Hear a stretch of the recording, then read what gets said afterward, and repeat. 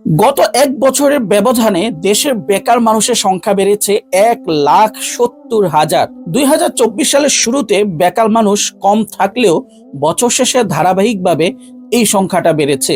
সবচেয়ে ভয়ঙ্কর হলো নারীর চেয়ে উল্লেখযোগ্য হারে পুরুষ বেকারের সংখ্যা বেশি বেড়েছে। বেড়েছে শিক্ষিত ও তরুণ বেকারের চাপও। 5 জানুয়ারি এক প্রতিবেদনে এই তথ্য প্রকাশ করেছে বিবিএস। প্রতিবেদনে দেখা যায় বর্তমানে দেশে 26,60,000 বেকার আছেন।